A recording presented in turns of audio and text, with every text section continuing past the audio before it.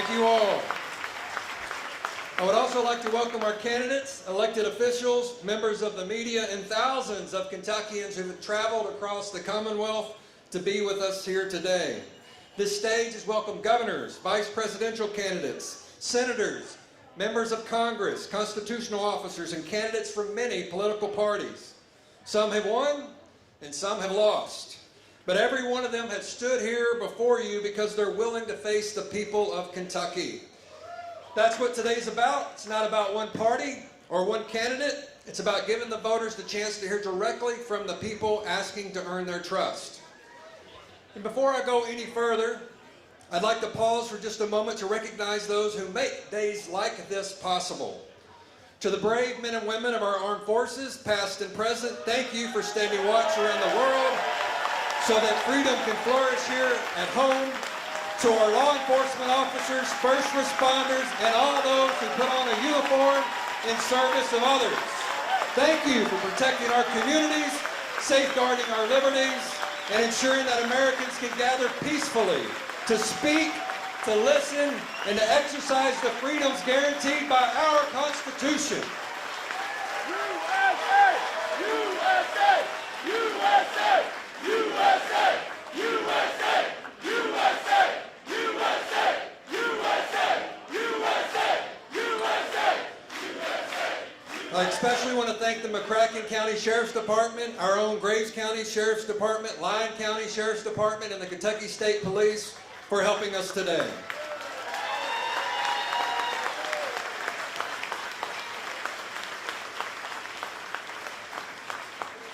Now, I do have one request, and our parish council has recommended this action. This crowd has always been passionate, and that's what makes Fancy Farm famous. Cheer for your candidates, wave your signs, boo when you disagree, laugh at the jokes. That's all part of the tradition. But if there's a coordinated, continuous chant or organized effort to intentionally drown out a speaker so that they cannot be heard, I will stop the program. We will wait until order is restored before anyone continues. Everyone here that has been invited has earned the opportunity to address this crowd, whether you agree with them or not. Fancy Farm has never been about silencing voices, but about hearing them. So let's show the rest of the country why this little community in Western Kentucky continues to host one of the greatest political traditions in America.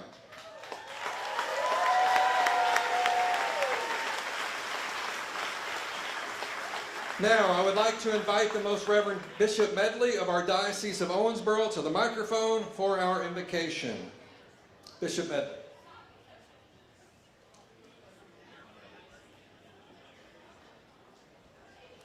Thank you, and it's an honor to call this gathering, this assembly, to prayer. Let us pray. Almighty and eternal God, you have revealed your glory to all the nations. God of power and might, wisdom and strength, justice, through you, authority is rightly ministered. Laws are enacted and judgment is decreed. Bless, Lord, the people of St. Jerome and Fancy Farm, who today welcome to their community tens of thousands. May the welcome and food their guests receive here nourish both their bodies and their spirits.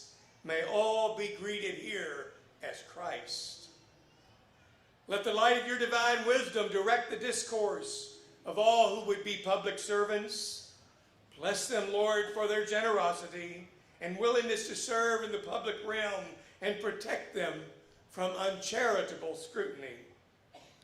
We pray for the President of the United States and all members of Congress.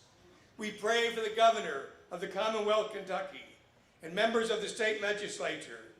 We pray for local leaders and all servants. May all who seek to preserve peace, promote the common good and happiness, and continue to bring the blessings of liberty and equality to all who have been created as children of one God and one Creator. Bless the citizens of our nation, that we may prosper in the knowledge of God's ways and be sanctified in observance of your holy law. May we be preserved in union and that peace which the world cannot give. Bless, Lord, those men and women who serve our nation, particularly those today who serve in armed conflict. Bless in an extraordinary way those called to be leaders of state, of education, and churches, to call all our people to sacrifice for the common good as our community, our nation, and the world strives to bring healing from all that unites us. Bless healthcare workers and scientists, that they show your wisdom and your charity. We trust, dear God, that you are the way, the truth, and the life that will lead us to peace and wellness. Bless and comfort all victims of war. Keep them safe from harm.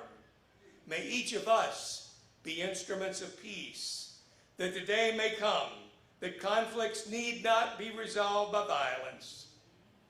Bless the poor of our nation and the world. Never let us forget, Lord, that these are our sisters and brothers, and the bounty of your creation is intended for all. Lord, let charity prevail here today, that everything we say and everything we do may serve to build up your kingdom of justice, light, and truth. We speak our humble prayer in the name of Jesus Christ, our Lord. Amen. Amen. Thank you.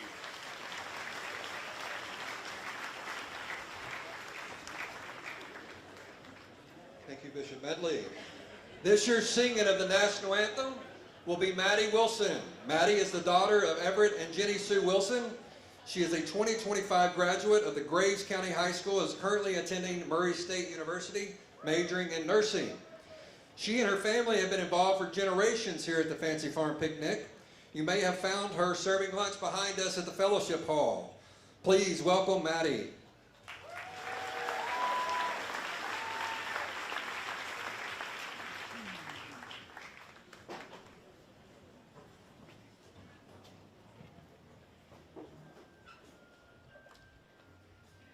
Oh, say, can you see by the dawn's early light what so proudly we hailed at the twilight's last gleaming, whose broad stripes and bright stars through the perilous fight o'er the ramparts we watched were so gallantly streaming, and the rocket's red glare, the bombs bursting in air, gave proof through the night that our flag was still there. Oh, say, does that star-spangled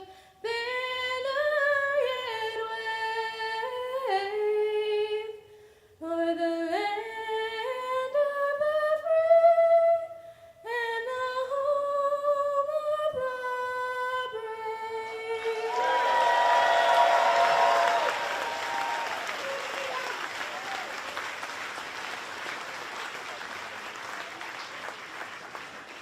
All right, you might want to stay standing because next I want to invite Reed Wheeler to come forth and play and sing My Old Kentucky Home.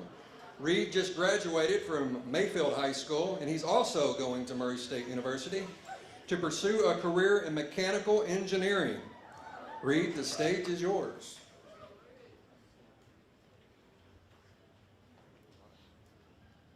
Move that microphone. All right. The sun shines bright on my old Kentucky home. 'Tis summer, the people are gay. The corn tops ripe and the meadows in the bloom, while the birds make music all the day. The young folks roll on the little cabin floor, all merry, all happy and bright. By and by hard times come a-knocking at the door. Then my old Kentucky home, good night.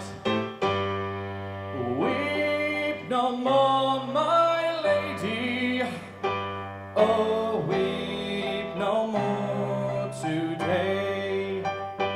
We will sing one song for the old Kentucky home, for the old Kentucky home far away, for the old Kentucky home far away.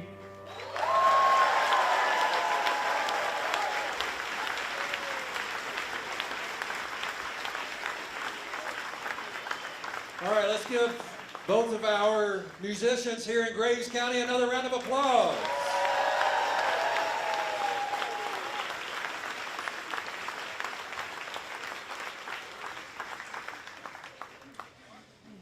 Now, I'd like to take a moment just to recognize someone who has been an important part of the history of the picnic for many decades. Today, Senator Mitch McConnell is unable to join us. For generations, Senator McConnell has made this trip to Fancy Farm, standing on this stage, engaging in the spirited tradition that has made this gathering unlike any other in America.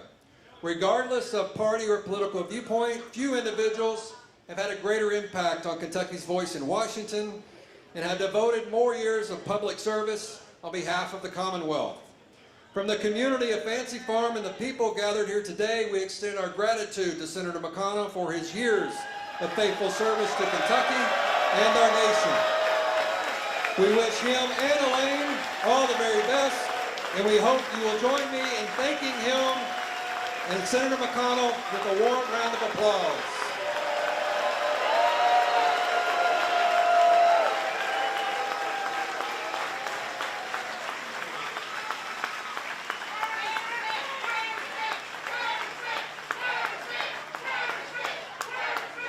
Thank you all. Now, I didn't figure that would get the whole crowd standing, so maybe this one will. There are people who cover the Fancy Farm picnic, and then there are people who become part of the family of Fancy Farm. Renee Shaw is one of those people. For almost 3 decades, through countless interviews, long days under the hot August sun, and years of telling Kentucky's stories, she became more than a respected journalist. She became a true friend. Her kindness, professionalism, deep respect for this tradition has never gone unnoticed. Renee, wherever you're watching from, thank you for your friendship and for helping tell the Fancy Farm story with honesty, grace, and heart. We are better because you were a part of it. Please join me in thanking Renee Shaw and KET for their years of dedicated service to our picnic.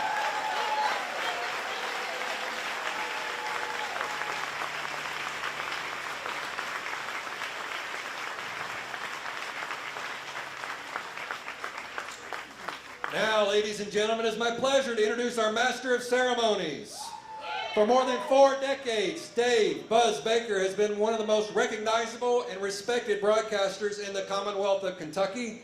During his remarkable 44-year career at WKYT in Lexington, Dave has informed, entertained, and connected Kentuckians through sports, news, and special events. Today, you will find him co-hosting Everyday Kentucky and the Afternoon Buzz, where his passion for the people and stories of our Commonwealth continues to shine. Dave's excellence in broadcasting earned him induction into the Kentucky Broadcasters Association Hall of Fame and the prestigious Golden Mike Award. Beyond television, he devoted countless hours to serving Kentucky through community leadership, education, and charitable organizations reflecting the same integrity and commitment that have defined his career. We are grateful that he's once again lending those talents to Kentucky's greatest traditions. Please join me in giving a warm Fancy Farm welcome to our MC for today's program, Mr. Dave "Buzz" Baker.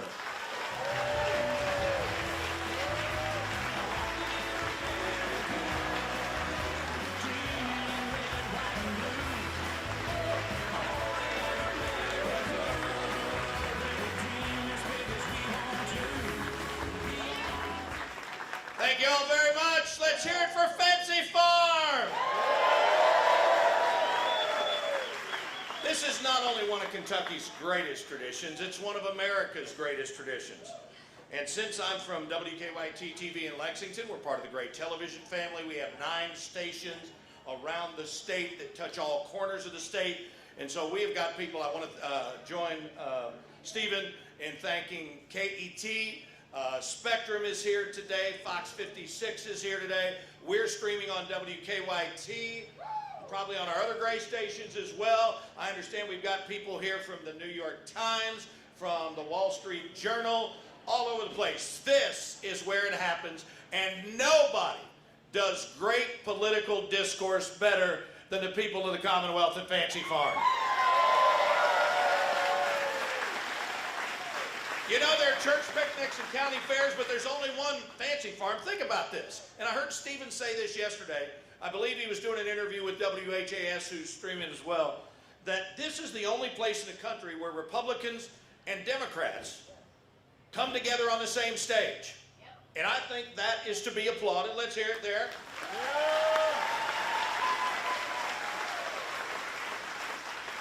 I will say, though, that if any of you are getting a little tired from standing, there is more room here on the Democrat side than there is on the Republican side.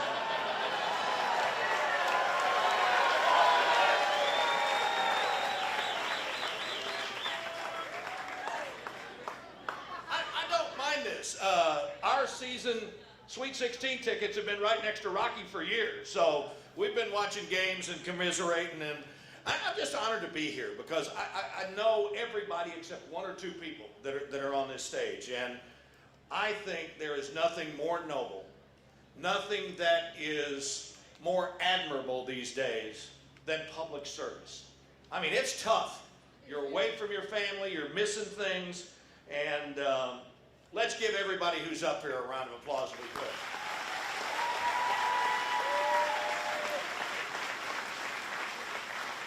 Being a political science major with a minor in history at Georgetown College, it was instantaneous. I developed a love for doing this thing. I had the greatest college experience.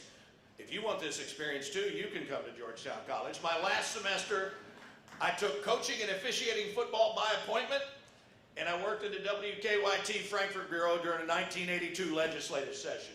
And I fell in love with it, and that love has not subsided. And now I have a partner who shares that love and belief in community service. And I would now like to ask the gentleman from McCracken to come forward to make our first introduction.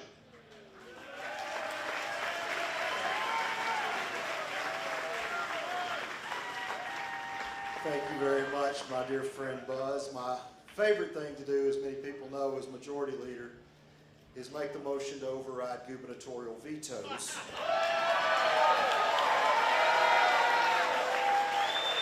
But my second favorite thing to do in this job is to make an announcement whenever we have messages from down the hallway. So Mr. Baker and people of Fancy Farm, please make welcome the Clerk of the Senate.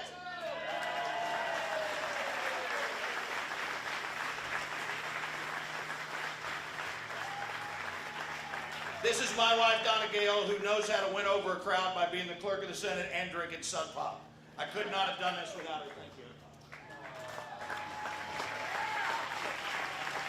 Okay, as Steve said earlier, couldn't happen without an incredible group of volunteers. He thanked those folks, and Steve Elder is a true force of nature in his own right. I'm told that we have a record crowd of speakers here that are ready to hear what they have to say about the Commonwealth below. So before we begin, I'd like to take a moment. I just want to say one personal thing about Senator McConnell as well. Everybody's got an opinion about Senator McConnell, and I know that nobody is indifferent about it. I know him as a senator, but I just know him as a person more than anything else. Guy loves sports, and we've talked for hours about baseball. Big baseball guy, big nationals guy. Obviously, you see him a lot at U of L games. But he is just, he's the kind of person you want to have around. And I'll give you my own personal experience. When I got the word that I was no longer going to be a part of the UK Sports Network after 37 and a half years, after I did my last game, I was sitting at my office desk and a 202 number pops up. And I didn't recognize it. And I pick up the phone and the voice says, well, what are you going to do now? And it was Senator McConnell, who just took time out of his day to talk to a friend that he knew was not having a good day. He always said he wanted Kentuckians to punch above their weight, and by golly, he did that. I think it's $65 billion in projects that he's brought back to the Commonwealth. As the longest-serving leader in Senate history, he had a favorite state in flyover country that he looked out for with a great passion, and that is the Commonwealth of Kentucky. Thank you, Senator McConnell. We hope we all do you proud today. All right, now speaking of politicians, there are some who aren't here today. Thomas Massie. He said on election night that he couldn't get out to concede because it was difficult to find his opponent Ed Galrine in Israel. Well, it didn't take Donald Trump long to find Massie living off the grid in northern Kentucky. Okay, and I've got some things to say about the governor as well. I'm going to say some really positive things to start off. He's not here today because... No! I'll wink or point or something, okay? I'll tell you where he is. He's down in Knoxville watching Will play baseball. It's his final baseball weekend before he goes off to college to play. Congressman Comer is very intimate in baseball. Will's got a good swing. He's a lefty. He's got a nice long swing. And so this is the last weekend they're going to be playing. So I will be happy to give him a pass for this. But I'm going to tell you, what about the last 3 years? Okay, let's bring it up. So to help with this, you know, TV people always have things, right? They always have, coaches have clickers and everything. This is the Andy tracker that we've got. And with every place he's been, it's very difficult to find out where he is.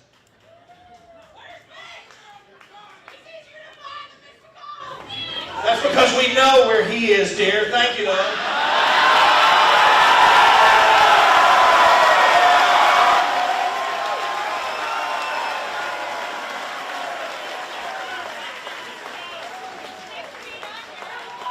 I can tell you where the governor was earlier. We had a breakout of no less than 5 tornadoes. And he was dressed up welcoming customers at Frankfurt's Target store.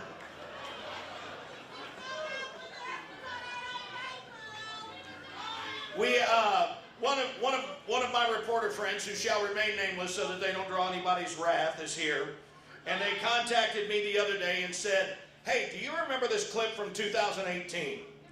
And it was when the governor was running for Attorney General, and he criticized Matt Bevin for not showing up in a one-on-one interview. He did that here at the Crowded Fancy Farm, and he said, quote, well, one of the values I was raised with was showing up. I guess, as they say, those values have evolved over the years.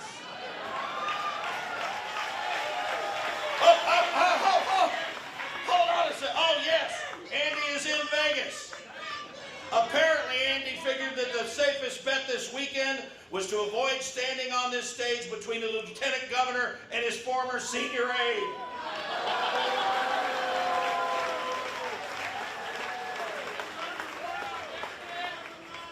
Okay, let's get down to business. We start off by bringing on this area's native son to the stage, State Senator Jason Howe. Jason serves on the Banking, Insurance, Agriculture, and Economic Development Committees. So if your crops fail, if your insurance lapses, your business closes, and your loan gets denied, Jason can at least tell you which committee to call. Take down his number, 502-564-8100. Folks, join me in welcoming the legislator who hails from the furthest western point in our state, Fulton's own Jason Howe.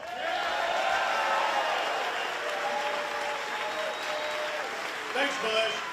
Hello, Fancy Farm. welcome everybody to Graves County, the heart and soul of the district I'm honored to serve, for the greatest political event in Kentucky, Commonwealth of Kentucky, the 146th Fancy Farm Picnic. Thanks to Father Benner, Steve Miller, and everybody that made this event what it is. We couldn't do it without you. We really appreciate you. I just want to reflect on a couple of things today. Kentucky politics has reached a changing of the guard. For more than 40 years, Kentucky has punched above its weight class because we had Mitch McConnell on our side in Washington. While Senator McConnell cannot be here today, I believe history books will hold him to be one of the most consequential senators of the modern era, and we have been blessed to have him on our corner. Senator McConnell's legacy was constantly focused on the future of Kentucky, and Kentucky's future lies in Washington, lies with the vision and energy of Andy Barr.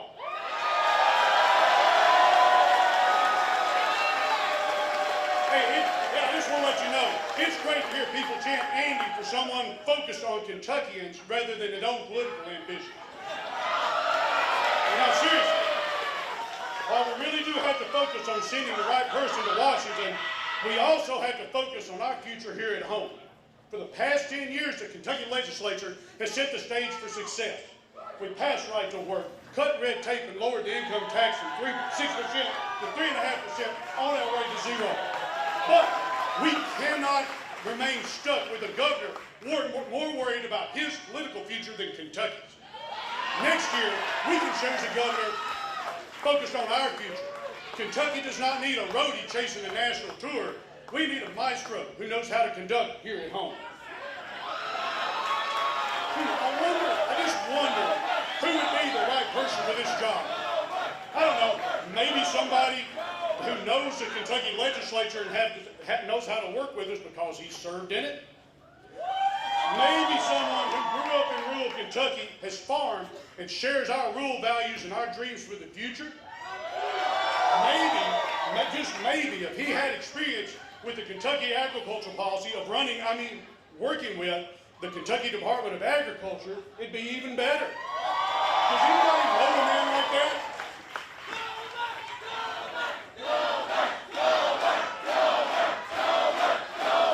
Well, I tell you, that's just one man's opinion, but I think a lot of us in here share it. Jamie, you've been on our side in Washington. We sure appreciate it. But that's a long way from Miami, Kentucky, and we'd like you to come home and fight for us just a little closer to home. Third, this November, vote Jamie Comer and vote Andy Barr. Let's send Andy Barr to the United States Senate. Now let's go have some barbecue up there.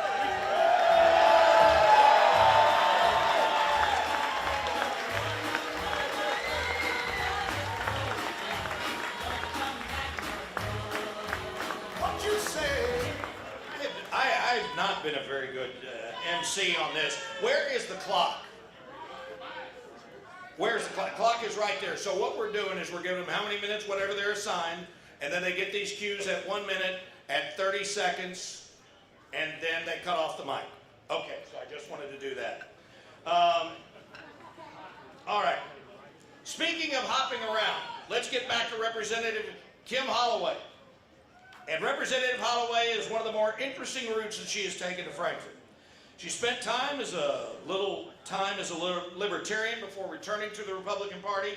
Around politics, that's on switching sides. We'll just say she took the scenic route down here in God's country. Did you know that Representative Holloway once got kicked off the ballot because one of her petition signatures came from a Democrat? That's got to be the most Kentucky way to lose an election even before it starts. And although most people who lose a race move on, not Kim, she's come back, beat the incumbent, and ended up in the House anyway. Representative Holloway, yes, give it up for her. Serves on the Agriculture, Families and Children, and Health Services Committee. Basically, if it grows, gets sick, or need raising, she's on top of it. Please join me in welcoming your Graves County host from House District 2, a 2-year veteran in the Kentucky House, Kim Holloway.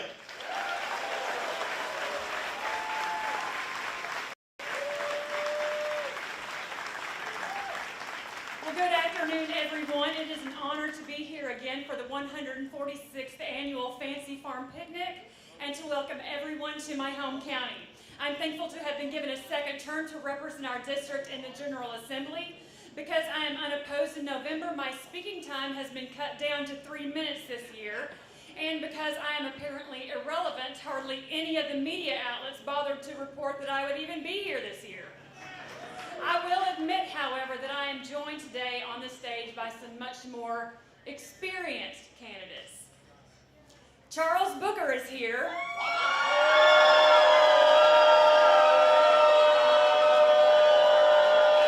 Again.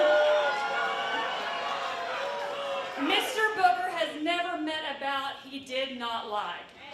Maybe this year's ballot is the one which is going to like him back.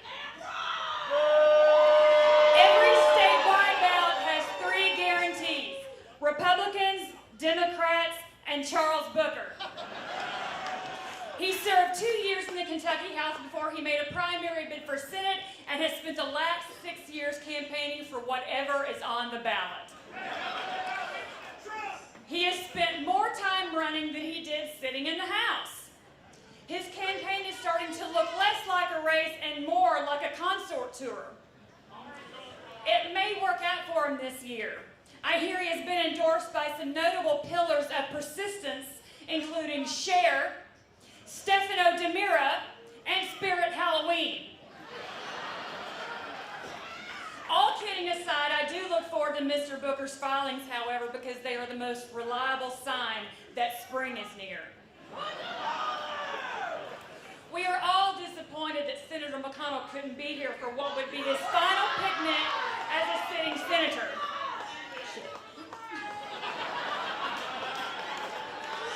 I sincerely wish him well in his recovery. Andy Beshear is about to lose his mind because the senator isn't caving to his incessant demands for proof of life. Fancy Farm would have been the perfect destination for the senator because everyone knows the best place to hide from the governor is anywhere west of Bowling Green. Andy hasn't bothered to show up at the picnic in years, but something tells me he will be here next year. He's busy promoting his new book, Go and Do Likewise, a title adapted from the Good Samaritan in the book of Luke. Imagine authoring a book about healing a divided country by extorting other people's money and naming it after a story about voluntarily giving from your own pocket. The book is the first in a trilogy with subsequent titles, 40 Days and 40 Nights More to Flatten the Curve, and the Acts of the Appointments to the Kentucky State Fair Board. I could have gone for miles on this. Everyone have a great time today. Thank you for me.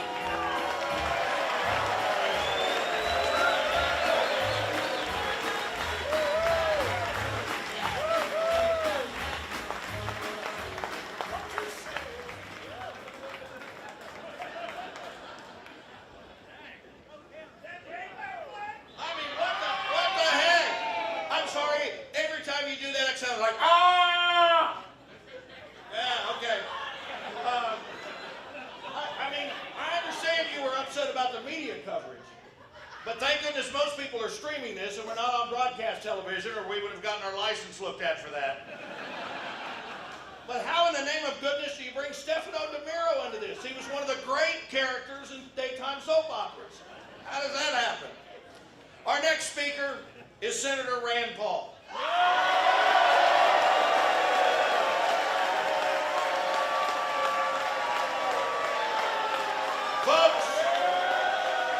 Folks, if you did not see it on Wednesday, please go back and watch the Fauci hearing from start to finish.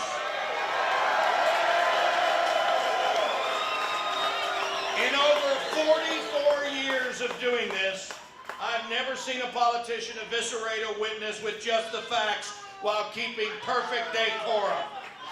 It was a masterclass of taking someone down who was trying to smooth his way through with platitudes. How bad was this COVID thing? Senator Paul, I've got a souvenir. I want you to sign.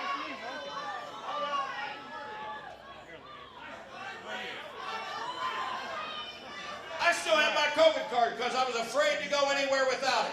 And for those of you that suffered in your businesses, whose children suffered educationally, thank God Rand Paul is still trying to track this down.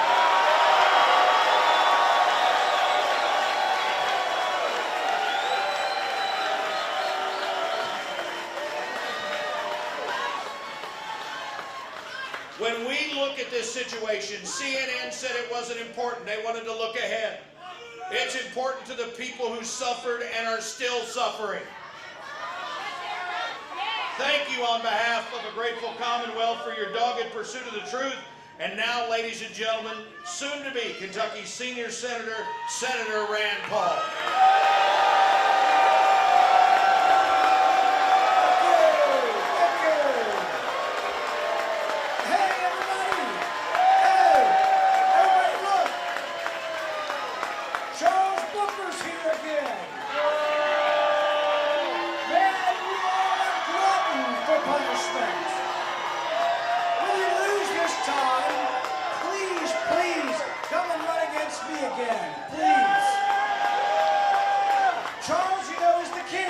The king of the grift.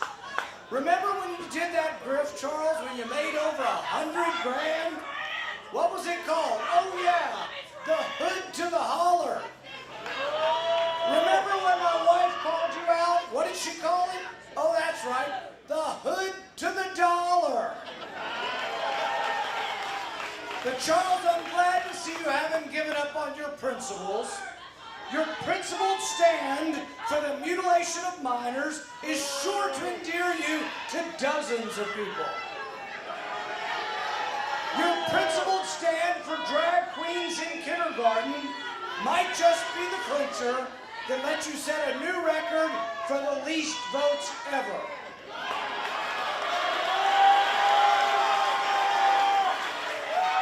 The U.S. Senate race is going to be a doozy. Between Andy Barr and a guy who never passed the bar.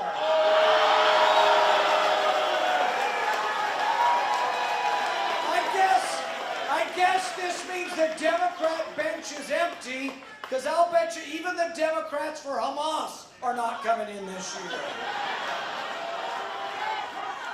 I can't believe Andy Beshear's not here to support you, but then again, he didn't come last time either. At least you've got the lieutenant governor here, and I worked, I tried to come up with an insult for her, but for the life of me, I can't remember her name.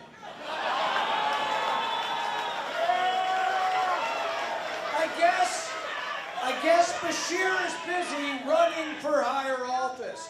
With any luck, he might be the next Pete Buttigieg. A wannabe that eventually no one remembers where they came from or where they went. Beshear's got the resume for it. No accomplishments, but an infinite amount of borrowing from the accomplishments of others. Now, Beshear is keen. He's keen to let you know he's a Democrat that knows a Bible verse. But he's yet to trot out the Bible verse that supports the mutilation of children.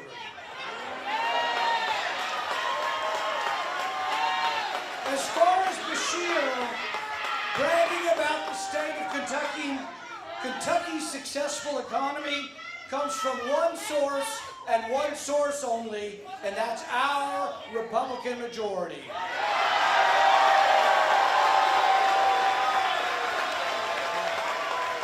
One of our proudest moments came as a state when the state legislature rebuked Beshear and told him his emergency powers were no more.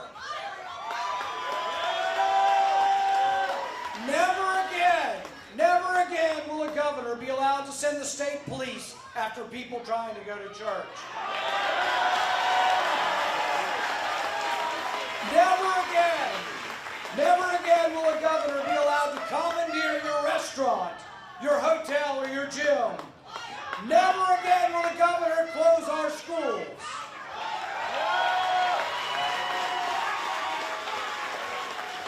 Kentucky thrives not because of the direction of a liberal Democrat governor, but because our Constitution limits the power of our governors.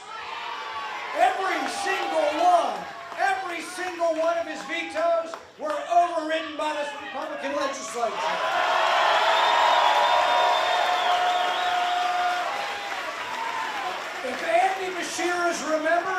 It will for being neutered at every turn by the Republican legislature. If Andy Beshear is remembered, it may be as being the last Democrat governor.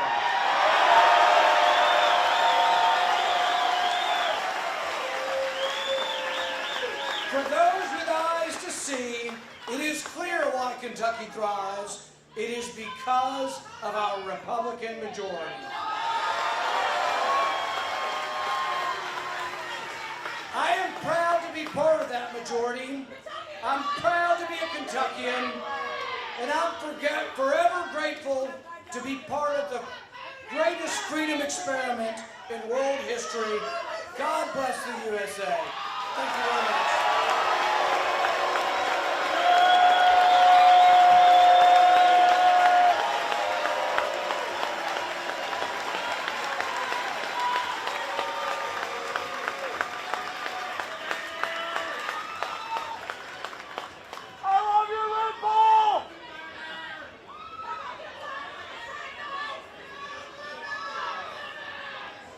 Is it Megan? Hi, Megan. Aren't you a candidate yourself? Well, if you get enough votes on the signature thing, you can come up here and speak sometime, and then you wouldn't have to do so much yelling. I love you. I'd be happy to talk to you afterwards. Okay, you got it. He doesn't represent this district. Okay, fine. All right, thank you. Moving right along, I just thought you all want to know that. I'm pleased to announce that we do have an Andy here today. Congressman Andy Barr is here as well. We appreciate having Andy in Kentucky this weekend. Of course, Congressman Barr is running for the United States Senate seat that'll be vacated by Senator McConnell. He's got the most effective campaign in America. You'd be wise to stay on his side. Now, usually when you win a race, you have to pound your opponent, right? But I don't know what he did, but he got a guy who's got all kinds of money, and he got the president to make him an offer he couldn't refuse. I mean, how many people actually want to be the ambassador to Colombia? I mean, Britain, the Virgin Islands, places like that. But he got run out to go to Colombia. So now, while most people spend their summer at the lake, Andy has spent his summer introducing himself to people who still don't know who he is, even though he's been on the ballot 5 times. Is this your first here? Second time here at Fancy Farm. Please help me welcoming the Andy who is not afraid to show up at Fancy Farm. Andy Barr.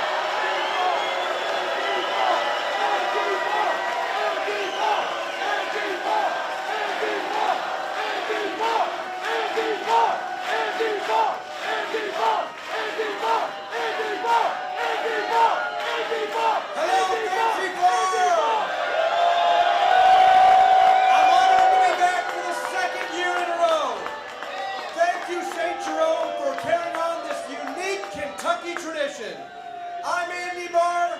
I'm the Republican nominee for the United States Senate, and I'm so Kentucky, my laptop runs on coal. I believe tobacco is a vegetable, and ale 8-1 should be in the school lunch program. First, I want to send our well wishes to Senator McConnell, who I spoke to yesterday. He shared that he looks forward to getting back to work soon, and he reminisced about the many times he went to Fancy Farm picnics since 1984. When the senator first spoke here, Kentucky was a Democratic stronghold. But today, as Senator McConnell says, you can't find a Democrat with a flashlight. Hey, if I were a Kentucky Democrat and had to defend the Democratic Party, I wouldn't want to be found either. Which is why I guess Governor Beshear is not here today. To his credit, I'm impressed by the governor's rapid response to emergencies. No matter what happens in Kentucky, within 2 minutes, he can find a podium and his navy blue emergency management jacket. You know, he loves that jacket so much, he has pajamas just like it. Also, to his credit, he's worked his way up from nothing. If by nothing you mean starting as a son of a governor. Did you hear that the governor said he didn't know any details about this week's announcement of a $100 billion investment in his own state? Whoa! And I thought Joe Biden was sleepy. But I'm glad my opponent, Charles Booker, is here. You see a lot of stories that the Democratic Party is out of step with voters. By that standard, I would have to say, the Democrats have picked the perfect candidate in Charles. You know, I would call him the Mamdani of Kentucky, but Mamdani has actually won an election.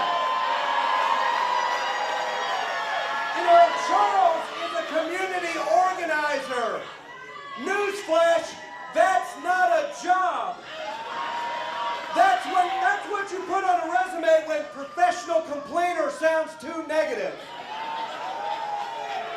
I heard Charles recently learned how out of step he was with Kentucky voters and decided to repair his image. So he walked into a bourbon bar and announced, "I'm a socialist drinker."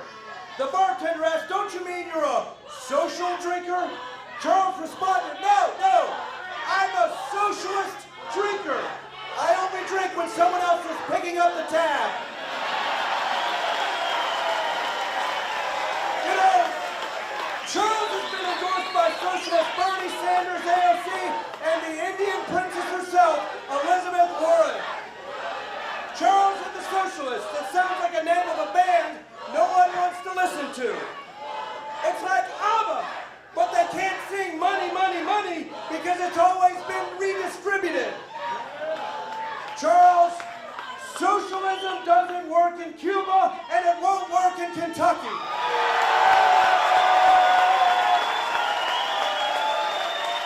The socialists can keep their electric scooters, their oat milk, and the Green New Deal. In Kentucky, we like our trucks, our mint juleps, and our AC set to 68. My opponent's whole platform is abolish.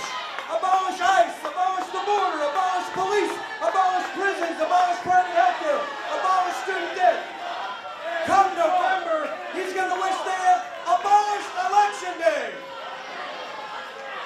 Charles opposes showing an ID to vote. I think that's crazy. But then again, if I was one of Charles' voters, I wouldn't want to identify myself either. He's also for universal basic income. In other words, paying people to not work. But Charles is always thinking ahead. Now he's trying to figure out how to pay overtime for not working. Charles and the socialists say they want to tax the rich, but they consider rich anyone who owns a pair of socks that match. They believe in shared sacrifice, which means you sacrifice your paycheck and they share in it. They say they're working for the working people. Then they propose policies to make it harder to work. In Kentucky, socialism is as popular as Christian Laettner. The socialists know this, so they've rebranded themselves as Democratic Socialists. Democratic is one thing, socialist is quite another. You can't be both. No wonder they can't figure out what bathroom to use. The problem is not the word democratic. The problem is the word socialism. You can vote your way into government control, but it's a lot harder to vote your way out. First they ask for your vote, then they ask for your paycheck, and in the end, they ask for your freedom. And by then, it's too late. Ladies and gentlemen, this race is about whether Kentucky will elect a senator who will fight for you, or whether you will vote for someone who will give you...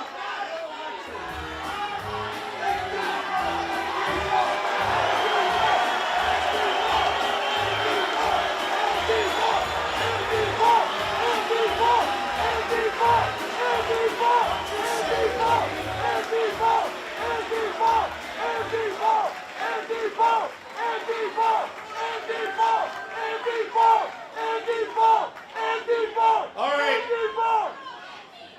next speaker is running as the Democratic nominee for U.S. Senate.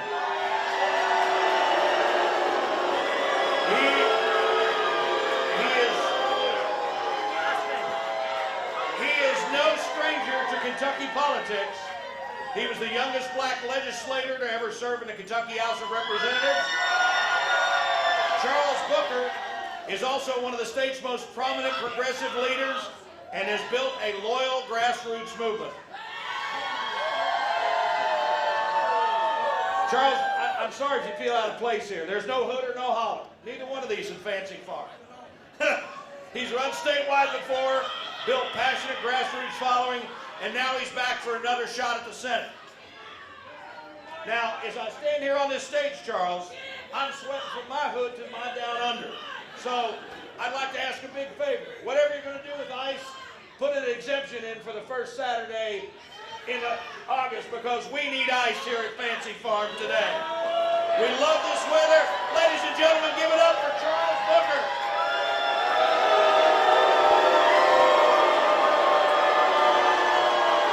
How y'all doing, Fancy Farm? It is an honor to be with you today. It is a privilege to be on this stage. I thank God for this opportunity. And even if you move, I'm going to make sure you have high quality health care. Now listen, Rand Paul stood on the stage this year. He had a lot of courage. He was too afraid to face me last time. He sent his wife to do his dirty work. Now don't blame me for being too scared to face me. But he'll work with me when I get to the Senate and we can work to stop endless war, because I don't care what your party is. If you care about Kentucky, you got an ally in me. Now, family, the last time I was on this stage, we were still navigating a historic storm, floods in the east, a tornado in this region. And at that moment, we didn't ask what your party was. We rolled up our sleeves, put on our work boots, and said, how do you need help? How can I show up for you? That's what we need in our politics now. And as your nominee for United States Senate, I'm ready to roll up my sleeves for you. I'm ready to get my shoes dirty for you, because that's what family does. And listen, this work is so important because we're still dealing with storms, rising costs, our loved ones being sent to endless war, and the corruption of a robber baron like Elon Musk becoming a trillionaire, trying to ram data centers in our backyards and ignoring the voices of regular people. Kentuckians are hurting. And in the midst of all of it has been Mitch McConnell and Andy Barr. Now to my Republican family, let me say something to you. Even Thomas Massey said this: Republicans run everything in Washington. You got the House, the Senate, and the White House. What has that done for you? They've delivered nothing. Andy Barr has been a failure in the Congress. And we're not going to reward mediocrity by promoting him to the U.S. Senate. No, we're not going out like that. We're going to replace Mitch McConnell by retiring his puppet in Andy Barr. Now, I know you don't know who Andy Barr is. He never shows up for you. I know you don't know who he is, so let me tell you. No, he's not the Andy that gets things done.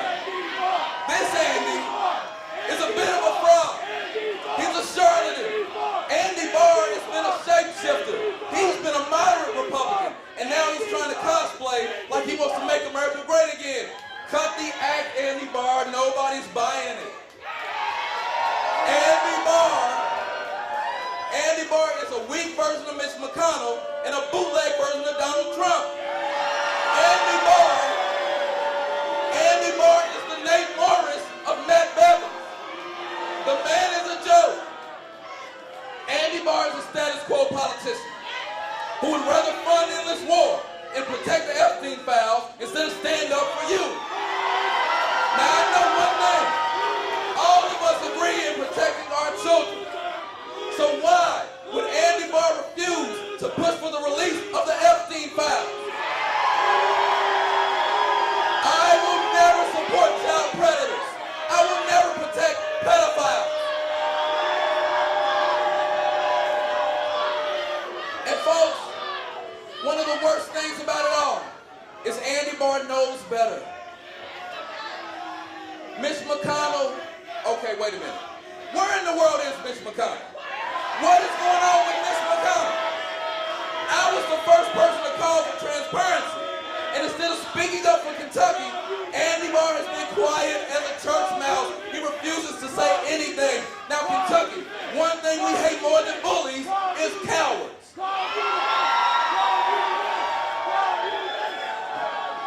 The only person that's radical in this Senate race is Andy Barr. Andy Barr's whole idea in this campaign was to put an ad on TV saying it's a sin to be white. That is crazy. Come on. Andy, let me help you. It's not a sin to be who God created you to be. It's not a sin to stand in your faith. But it ought to be a sin to be that desperate. Come on. Folks, we are sick and tired of being sick and tired. I'm not running to trash talk Andy. That look, I'm going to beat him, but it's still my brother. And I'm still going to fight for you in Washington. I know that we're hurting, and that's why I'm here. I am standing up because I've seen so many Kentuckians go through the same struggles I have. I've rationed my insulin to feed my children. And if you are fed up with the status quo, I'm asking you to stand with me. So in my closing, we are up against it, Kentucky, but we know how to navigate the storms. And that's what we need to do right now. And if you are ready for a Kentucky that you can actually afford, stand with Booker and give Barr the boot. If you're ready for good quality health care so everyone has the same health care that Mitch McConnell's getting right now, stand with Booker and give Barr the boot. If you believe that housing is a human right, if you care about our veterans, if you care about our farmers, if you're sick and tired of these tariffs, stand with Booker and give Barr the boot. If you're ready to drain the swamp, let's get rid of the status quo. Kentucky, I love you. I thank God for the chance to represent you. And even if you don't vote for me, I'm going to fight for you because I'm tired of seeing Kentucky be disregarded. Mr. McConnell screwed us over long enough. This is our time. Love y'all.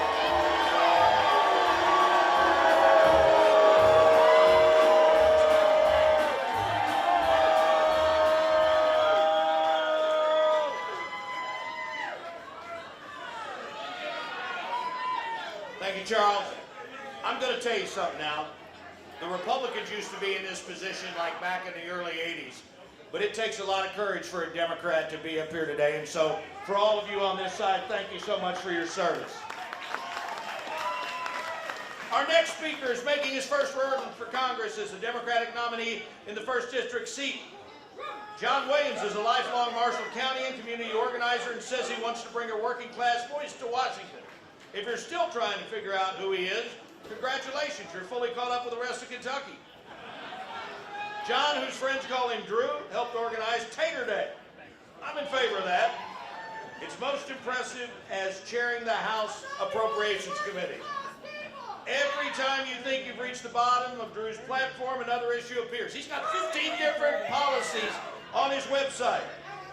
Folks, running against Jamie Comer isn't easy. At least this race guarantees one thing. Western Kentucky will finally learn who Drew Williams is. Join me in welcoming John Drew Williams.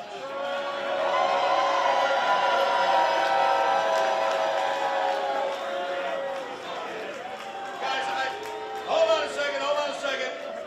Big mistake for the MC. Sorry, I was over talking to Chris earlier.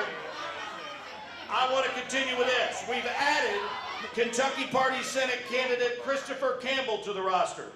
Per our protocol, all political candidates running in the general election are invited to speak, regardless of political affiliation. Unlike primary races, we've not established fundraising requirements yet. The Fancy Farm Picnic remains committed to hearing all voices and letting the people decide. Again, my apologies. Let's hear it for Christopher Campbell.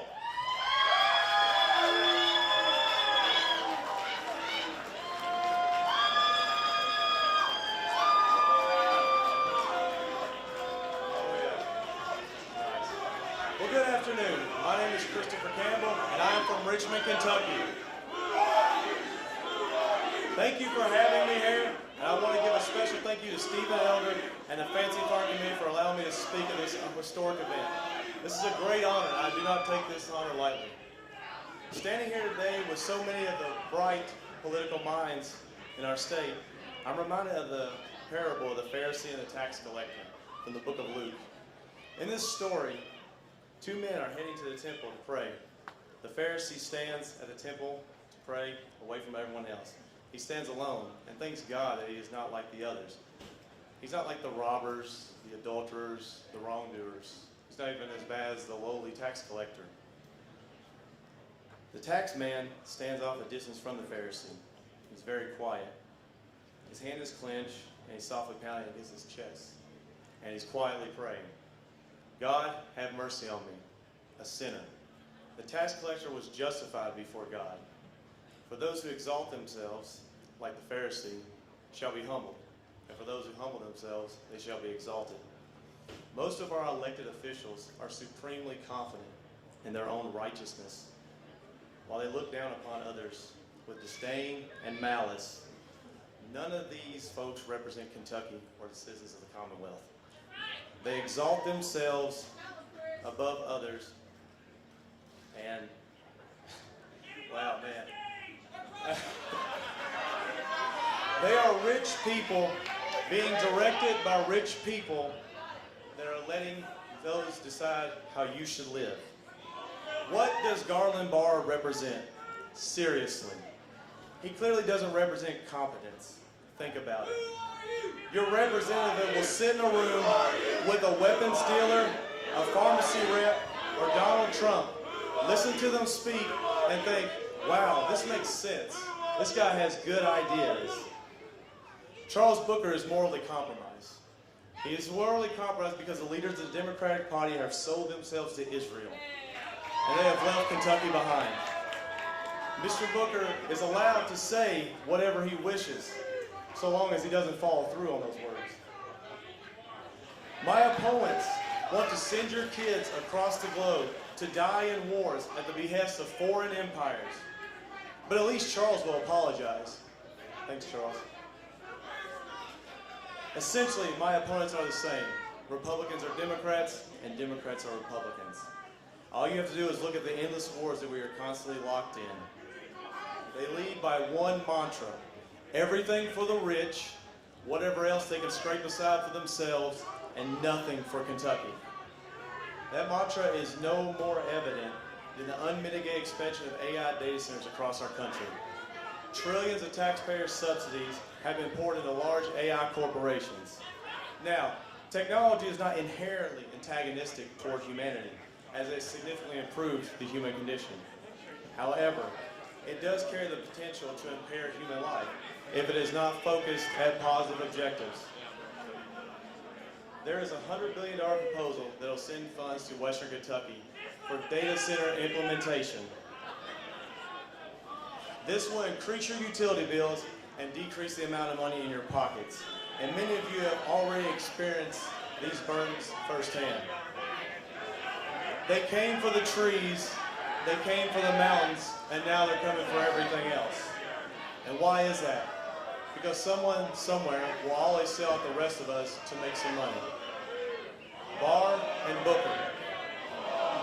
Barr and Booker. I'm going to start calling y'all Schumer and McConnell, although I shouldn't speak ill of the dead. Kentucky requires representation. I am here to represent you, Kentucky. Not special interests and not the elites in D.C. Chuck and Mitch ain't going to do that for you. You need someone who will fight for your individual liberties over corporate greed. So I will stand against foreign interests and government overreach. Someone who will reduce wasteful spending, rein in billionaires, and someone who will stop sending our money and our families overseas to fight the genocides for sociopaths. Getting onto this stage was no small feat, and it took the collective effort of a lot of people, and they know who they are. I thank the 7,000 plus petitioners that signed my ballot that allowed me the opportunity to run for office to represent this great Commonwealth.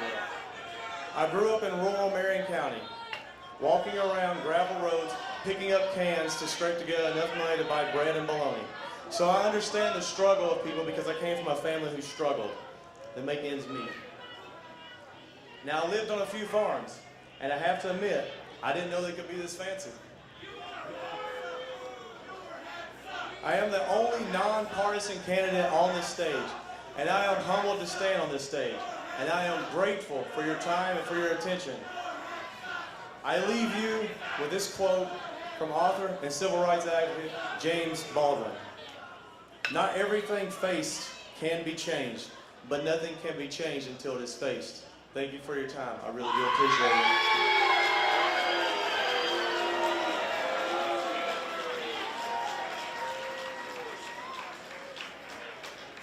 Thank you, sir. And again, my apologies. I'm on the clock now. Rocky has told me that I had a 2-turnover limit or else he's going to put my butt on the bench. So we'll try not to do this. So, Drew, you and Congressman, we got a coin flip to see which one of you guys goes first. Anybody want to call it or do it or what? Ladies first, let him go.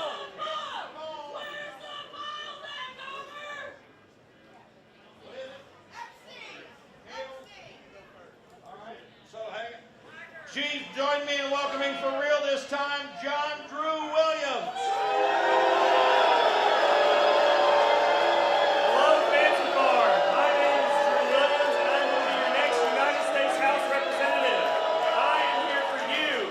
Last year I came to St. Jerome Catholic Church picnic to tell you about myself, an 18-year construction worker by trade, a historian by education with a degree from Murray State University, a lifelong community servant, an advocate for those in need. I came to tell you about express our hopes for the movement that we can accomplish.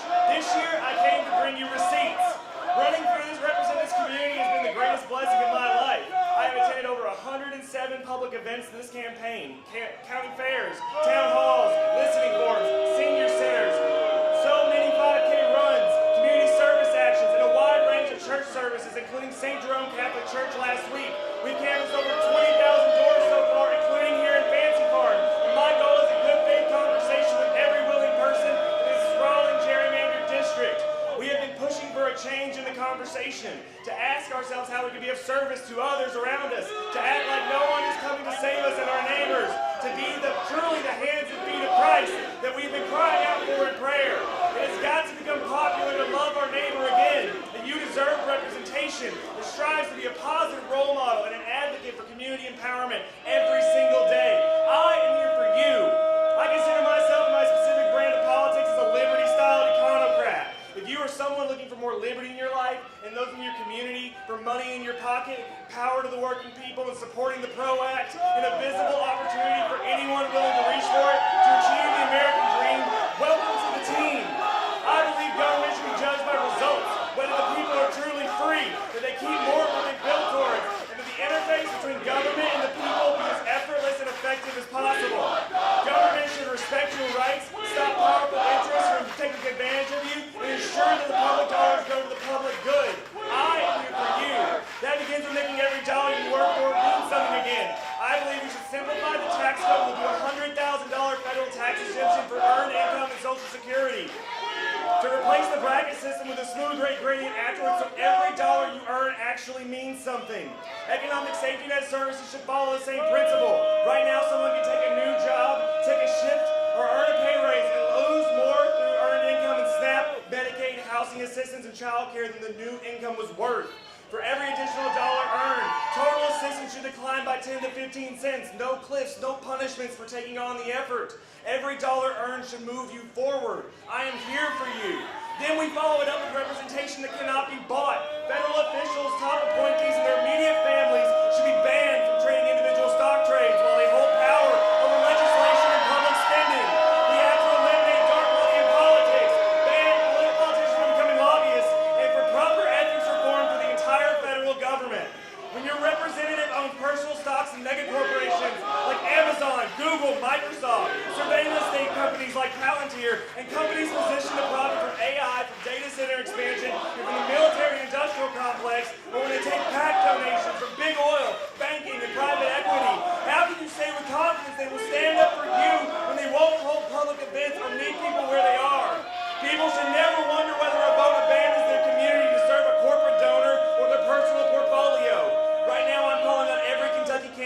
office holder to reject corporate and non-union special interest PAC money, publicly disavow dark money and super PAC support, and pledge to not trade individual stocks while serving.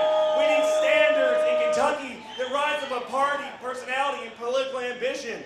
Representation means knowing where your unique concerns lie, whether it's preventing mudslides and stabilizing roads in the city of Hickman, whether it's upgrading your Kettle's wastewater system, building affordable housing in Murray, understanding Arlington's proposed agricultural waste-to-energy plant, answering the uncertainty around the proposed uranium enrichment in Paducah, community-based services for our seniors in Benton, and continuing the recovery of homes and businesses here in Mayfield nearly 5 years after the tornado. Across this district, it means standing up for families who rely on medical waivers and affordable prescriptions for survival, and for standing against the reckless push to put AI data centers and private surveillance cameras in every corner of our rural communities. These are not Washington talking points. These are our homes, our health, our livelihoods, and our future. To Mr. Comer, I sincerely want to thank you for dropping out as congressional races. You set your sights on running for governor next year. After 10 long years in the swamps of D.C., it is only right you come home and remember how to connect with the broad range of families you all deserve. You are the only current candidate for governor without statewide responsibilities. And as a firm believer in term limits for Congress like myself, and this will be your 6th term in office, I know you would not shortchange our district for your personal aspirations.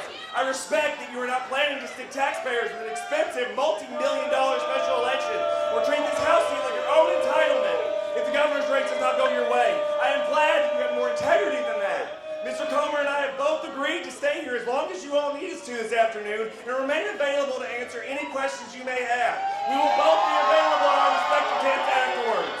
Because that is what this job is about. It's about being here for you. You deserve a representative who will show up, truly listen, answer your questions, tell the truth, and work to solve your concerns.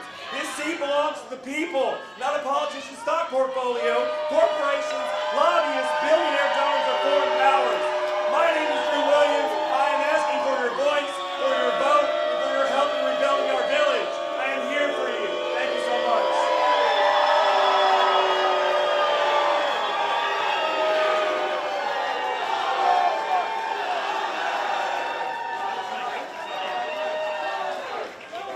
Thank you, Drew. Did any of you guys notice on the way in here there are about 1 billion Comer signs out there on the road? Congressman Comer is here. Of course, he's running for Congress in 2026, and there's a lot of speculation about later. Of course, if you do run for something statewide, you've got to travel an awful lot. And for Jamie, that's just traveling his own district. The congressman chairs the Oversight Committee. This is just the beginning. He said that a ton of times, so many times that people start wondering if there's ever going to be a middle. And thank goodness, in the face of nonstop second guessing, Jamie Comer not only exposed Hunter Biden and Joe Biden, but Dr. Fauci as well. This is important stuff. And you're all going to benefit from it, no matter what side of the aisle you're on. Please join me in welcoming Congressman Jamie Comer.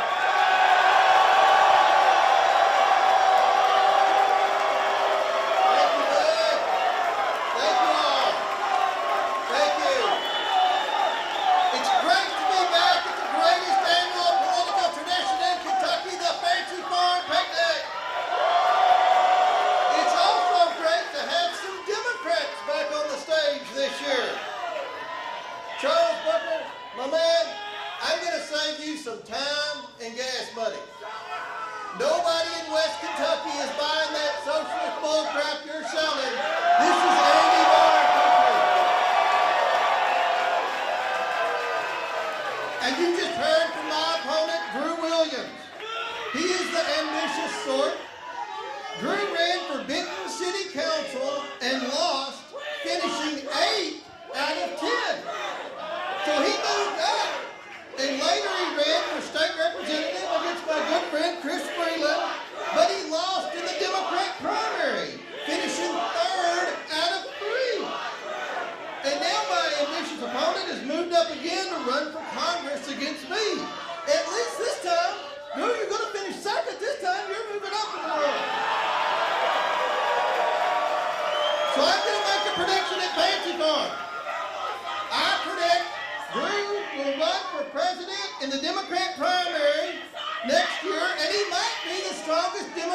Kentucky, since Andy Beshear is only polling 1% in New Hampshire, Drew will only start off 1 point behind. And now we have our two Democrat gubernatorial hopefuls. I'm going to start with Lieutenant Governor Coleman because she has a 24-point lead over Old Rocky. Governor, I'm happy for you that Rocky's no longer the top bureaucrat in the Beshear administration because now maybe you can do like he's done and take credit for all the great things that these Republican state legislators have done in the past 7 years. The only thing that I can recall that Lieutenant Governor Coleman ever got credit for is for getting her hairdresser on unemployment insurance. And Rocky, since after 40 long years you are no longer on the government team, I'm worried you will starve to death. And since none of the current special interests will pay for your expensive meals at Jeff Ruby's anymore, we're going to take up, because I'm a Baptist, we're going to take up a love offering for Rocky to be able to keep going to Jeff Ruby's. I'm going to pull off right here. They're passing the plate around. We're going to get everybody. Y'all help old Rocky out. That board now is expensive. My friends, I've had the honor of serving as your congressman for 10 years. And I'm proud that after only 3.5 years in Congress, I was elected by my House colleagues to be the top Republican on the powerful House Oversight Committee. My focus has always been to be the one guy in Washington who gets the backs of the working people. My primary mission is to root out waste, fraud, and abuse in the federal government. I have fought the corrupt special interests. I have exposed dirty politicians who turn a blind eye to fraud, and I have led depositions of some of the most powerful and richest men in the world in both parties. I will continue to fight every day for the forgotten Kentuckians, those people who work hard, pay taxes, take care of their families, and go to church on Sundays. I've worked very closely with President Trump to successfully secure the border and deport the criminal illegal. Despite every single Democrat in Washington opposing that, I strongly support the Save America Act, which requires a valid ID with proof of citizenship in order to vote. Despite every single Democrat in Congress opposing it. I will continue to oppose the Socialist Democrat Party takeover of America. Those three Democrats on the stage all endorsed Socialist Charles Booker for Kentucky's U.S. Senate seat, and they endorsed Dimbo for Congress in Lexington, who will vote for Hakeem Jeffries to be the next Speaker of the House. One day, Hakeem Jeffries is going to have the working men and women of Kentucky's best interest at heart. So my friends, if you want illegals voting in elections, if you want more welfare fraud and a socialist takeover, then vote for these Democrats on the stage. But if you want secure elections, welfare fraudsters apprehended and deported, and if you want freedom and liberty, then vote for the people on this side of the stage, the Republicans. I sincerely ask for your vote this November to continue fighting for the working men and women, senior citizens on fixed income, our farmers, and our public school teachers. Thank you, and may God bless the Commonwealth of Kentucky.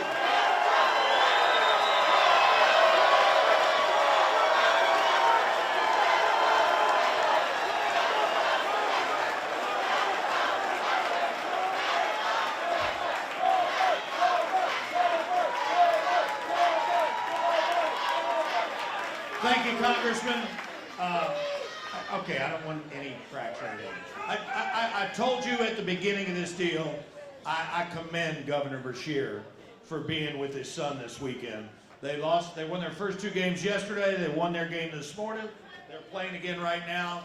And as a parent, I can tell you that there's nothing in the world I wouldn't do legally to try to get back all those games with my kids that I didn't attend because I thought I was doing something that was important.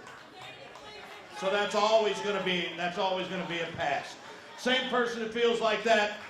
I love coaches and I love players, and that's where we're going for this next race.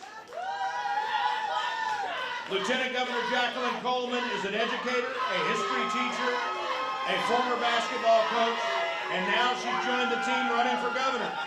She believes she can lead her team to a title.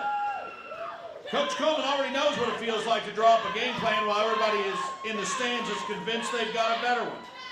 And she is the first lieutenant governor to have a baby while in office after dealing with the governor's staff and state legislators. The terrible twos were a piece of cake. And on a personal note, and this is a point. On a personal note, the lieutenant governor is fighting a winning battle against breast cancer. Not only is she doing that, but she has also inspired thousands of women who are now being reminded of how important regular checkups are.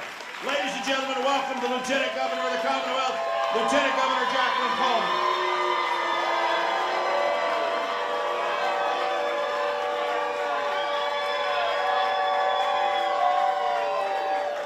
Hello and welcome to Fancy Farm. Thank you to St. Jerome's Parish for hosting again this year. Thank you to the Democrats who've traveled from all across Kentucky to be here. And to all the Republicans who have been bussed in from other states. Welcome to Kentucky. Now I'm going to begin a little differently than most speakers do because I do have an apology to make. I know there have been jokes that have been made about my hairdresser over the years, and so I do want to apologize for helping her during COVID, because it's actually Allison Ball's hairdresser that needed all the help she could get. I am so proud to be your Lieutenant Governor because you gave me the opportunity to be the highest elected woman to give birth in office, the only woman ever re-elected to this position, and the highest elected teacher in Kentucky. But what I'm really looking forward to is being your governor in 2027. Now, speaking of governors, I know at least some of you are really upset that Andy couldn't be here this year, and I want you to know that I tried. I really tried to get him here. I even told him Fancy Farm was in New Hampshire, but it didn't work. It just didn't work. Now listen, Andy and I have had a great run. More economic investment and more job creation than ever in Kentucky's history. And it all started because we barely beat Matt Bevin back in 2019. But they're still making headlines. Both of them are still making headlines. Beshear as a presidential contender and Bevin as a perennial criminal. I really cannot imagine how embarrassed I would be if we lost to a guy like that. Poor old Jamie Comer, he went from losing to criminals in Kentucky to protecting them in D.C.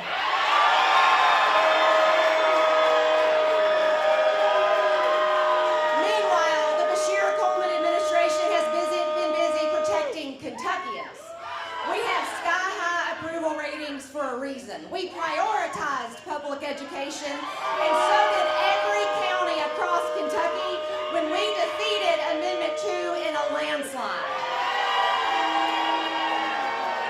We built a strong foundation for a better future in Kentucky, and now is not the time to take our foot off the gas. The next governor, whoever she may be,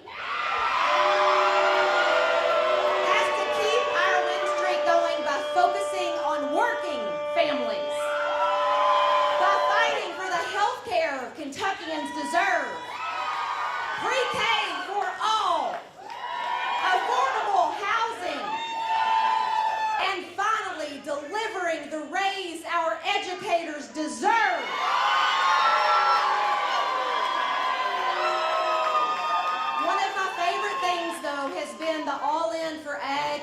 Appreciation Week that Jonathan Shell and I created together. We visited elementary schools all across this state, and Jonathan was so committed, he even wore the same size shirts as elementary school kids did.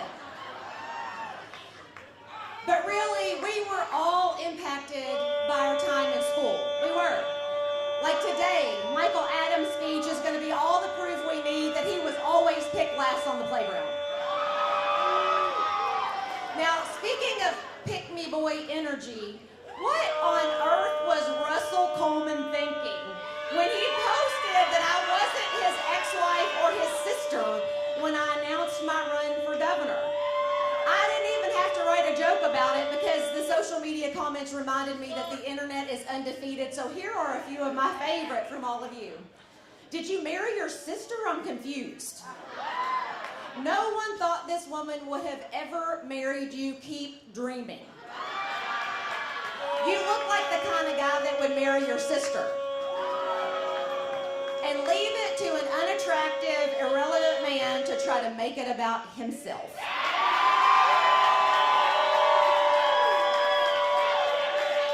And forgive me, this is where I was going to put in a Mark Metcalf joke, but I forgot it, and that probably feels pretty fitting today. Finally, to my two potential opponents in the upcoming year, Rocky and Jamie. I've known them both for a very long time. They both actually served in the House with my dad. So they'll probably tell you that they knew me when I was in diapers, and if these two hang around much longer, I'm going to be able to say the same thing about them. Thank you, Fancy Farm!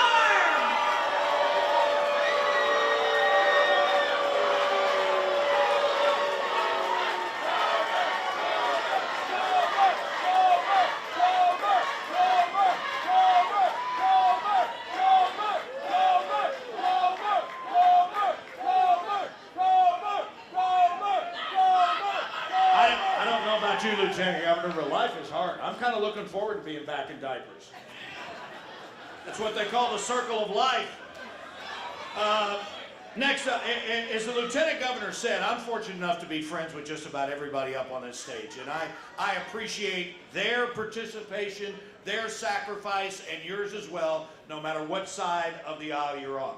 So now let's turn to Rocky Adkins, who just left the governor's office last month. Some may say it was to run for governor, but I believe it's been because it was too darn hard to keep up with where Andy was. As I was saying, Rocky is a Frankfort icon. If you're heading to the Capitol in these directions, just ask Siri to take you to Rocky. It'll take you there every time. In fact, Rocky has so many jobs in Frankfort, his parking pass just says park wherever you want. He's had an outstanding career in public service, but if you heard him speak for more than 60 seconds, you've no doubt heard about that basketball team he played on 50 years ago. At this point, Rocky's jump shot has as much campaign experience as Rocky does. But one thing about it, few players in this state, no matter what they play, are known by a single name. Friends, this man proves that in Kentucky, a good basketball story never gets too old. Welcome to the stage, Sandy Hook's favorite son, my friend, Rocky Adkins.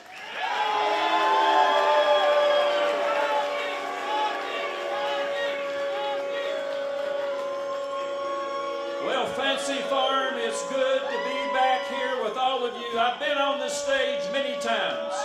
I had the great opportunity today of being the MC of this great event, the greatest political picnic in America. So let me just say to the St. Jerome Catholic Church, thank you for this fundraiser. That is really what it's all about, the money that's being raised so they can put good deeds back out into this community. Before I get to my comments, though, I want to comment on a person that has not been mentioned today. This is an individual that I served for 20 years in the Kentucky House of Representatives. He represented Graves County, and he represented it very well. He represented this community. He represented it very well, of Fancy Farm. Matter of fact, they were getting ready to close the elementary school here in Fancy Farm. And let me tell you, there was a guy by the name of Fred Nestler that would not give up, and he got that funding to make sure Fancy Farm Elementary stayed open. Fred is no longer with us, but Fred's looking down on us today. Let's give it up for Fred Nestler for his great service for Kentucky. Now, you know, I've been honored to give much of my public service and much of my life to public service. To me, the definition of public service is to get up every day and try to find a way to help somebody. Well, you know, I've been listening to a whole lot over my left shoulder here today, and a lot of what's going on in their definition of public service is trying to hurt people. And I want to touch on some of those things that have hurt people over the last several months. You know, there was a bill that came through and they voted to cut Medicaid $1 trillion. And through that cut, a vote that would close 35 rural hospitals throughout the Commonwealth of Kentucky. I think that's wrong. How about you? A vote that would kick 200,000 people off their health insurance. I think that's wrong. How about you? And a vote that threatens 30,000 health care workers across this Commonwealth. I think that's wrong. How about you? And if that wasn't enough, they turned around and then voted to cut the SNAP program, affecting more than 40,000 people across this great Commonwealth. And guess what? 12,000 of those 40,000 was taking food right out of little children's mouth. I think that's wrong. How about you? And then came a policy from the White House implementing tariffs. Tariffs that came to Kentucky that's hurting our farmers, killing the bourbon industry, a signature industry, and the manufacturing industry. Well, guess what? There was a resolution that was introduced in the House. And Barr and Comer both, who say they're big supporters of those industries, that resolution would have ended the tariffs. They voted no on that resolution to not bring the relief that the farmers, the bourbon industry needed. I think that's wrong. How about you? Well, and then if that wasn't enough, they voted no on the bipartisan infrastructure bill. A bill bringing billions of dollars to the Commonwealth of Kentucky. A bill that's helping us build the Brent Spence Bridge. A bill that's helping us finish the Mountain Parkway. A bill that's bringing projects all over Kentucky, from river ports to bridges to infrastructure. Well, I think it's really interesting that both Barr and Comer voted against that bill, but Jamie ran down to Paducah with a press conference the other day. And in that press conference, he announced $20-some million for the river port, but he forgot to put in that press conference, he voted against the bill that paid for it. I think that's wrong. How about you? And if that wasn't enough, then he ran back up to Frankfort and he had another press release. And that press release, yes, Frankfort is in his congressional district. He ran back up to Frankfort. He announced another $20-some million to replace the Singing Bridge in Frankfort, Kentucky. He forgot to put in that press conference that, yes, he voted against the funding to pay for the bill. Well, I believe real leadership and real public service is about getting results for the people of Kentucky. Real leadership is what this Governor Andy Beshear has produced, and I've been honored to be his senior advisor. Real leadership is about securing more than $50 million in economic development and private sector investment across this great Commonwealth of Kentucky over the last 6.5 years. Real public service is about creating 70,000 new jobs at the highest wages in Kentucky's history. That's what real leadership's about. How about you? And real leadership and public service is about creating an environment that has broken the tourism record in Kentucky over the last 4 years. I like that kind of leadership. How about you? And real leadership is about announcing more than 1,300 businesses, expanding new locations across this Commonwealth. I think that's real leadership. How about you? And I do believe that real leadership is about bringing common sense and common ground. How about you? I believe real leadership is treating people with dignity and respect. How about you? Real leadership is about bringing certainty. It's about bringing stability. Real leadership is working across party aisles to bring real results to Kentucky. Let me tell you something. That is the kind of leadership I will bring if you allow me to be the next governor of this great Commonwealth of Kentucky.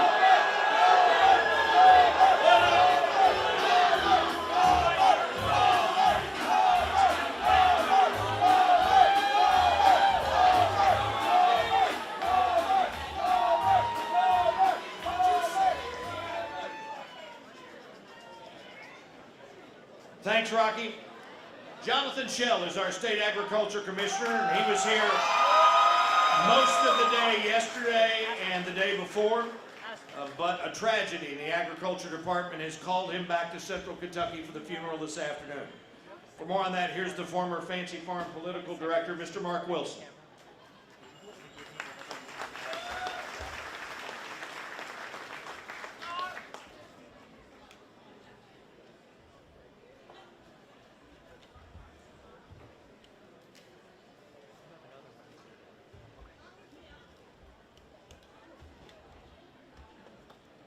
I'm here today on behalf of our Kentucky Ag Commissioner, Jonathan Schell. As Dave just said, he is at the funeral of Dale Dobson in Hodgenville today. If you know Jonathan, you know how much he loves Fancy Farm. He hasn't missed one in the last decade. He comes to our end of the state many times a year. He loves this part of the Commonwealth and has spent the entire week here in God's country. But today, he couldn't be here. Today, he's burying his brother and my brother too. That's exactly what Dale Dobson was to many of us. Bear with me. He was a giant in Kentucky agriculture, a tireless advocate for farm safety, and a mountain of a man whose impact reached every corner of our Commonwealth and this nation. Many of you knew Dale well. Graves County was like his second home to him. He never missed Fancy Farm for the last 10 years, and he usually brought a busload of farmers with him. And he also helped our committee with the guest list each year. He loved being up here checking in the guests. Look forward to it. Dale dedicated his life to serving Kentucky's ag community through an unwavering commitment to farm safety, rescue, health, and hope. As the founding member and longtime director of Farm Safety and Rural Health, Dale spent more than 3 decades working to protect the lives and well-being of Kentucky's farmers, farm families, and first responders.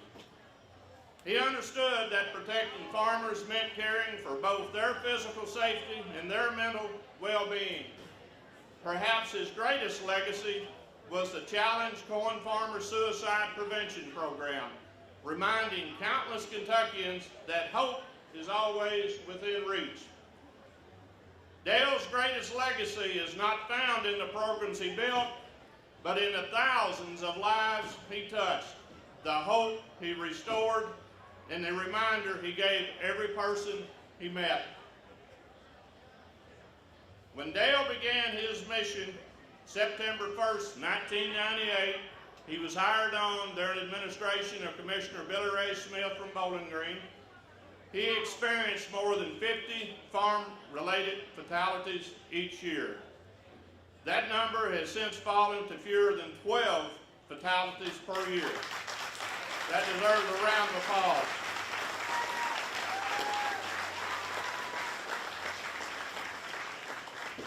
Dale's efforts also contributed to 21 documented suicide interventions, while 32 individuals personally shared that Raising Hope has significantly improved their mental or physical health or had saved their life. He pioneered farm safety in Kentucky and truthfully across the nation, leaving behind a legacy that will continue protecting Kentucky farmers for generations to come. Please continue to lift Dale's family, Ag Commissioner Jonathan Schell, the Kentucky Department of Agriculture, and our entire agriculture community in your prayers. Dale, on behalf of Commissioner Schell, and myself and the Kentucky Ag community, rest in peace, old buddy. Thank you.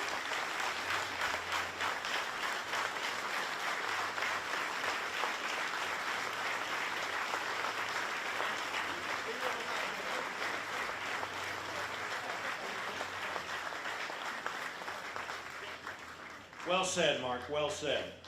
Russell Coleman became the first Attorney General in America to sue an artificial intelligence chatbot, which might explain why ChatGPT has been so unusually polite to me this week. The AG spent a lot of time going after social media companies, which means he's one of the few elected officials trying to spend less time on social media. That doesn't make him very popular with kids, Facebook, TikTok, or Roblox. Maybe if somebody had just responded to his friend request. A.G. Coleman works hard. He's always working. But I hear he did go to the beach this summer to let his hair down. Just one hair down.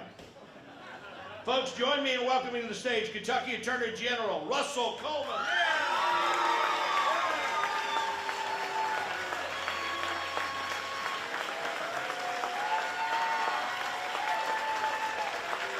Thank you, Buzz. Thank you, St. Jerome, so much for hosting us here today.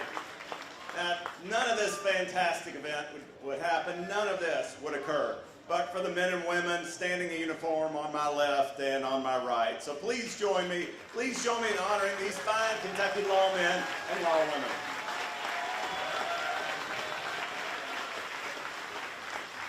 In law enforcement, and as your Attorney General, you go to where the threats are. When the Biden administration, when they came after Kentucky's farms, when the radical left targeted Kentucky coal, when Washington forced men into women's sports, we fought back.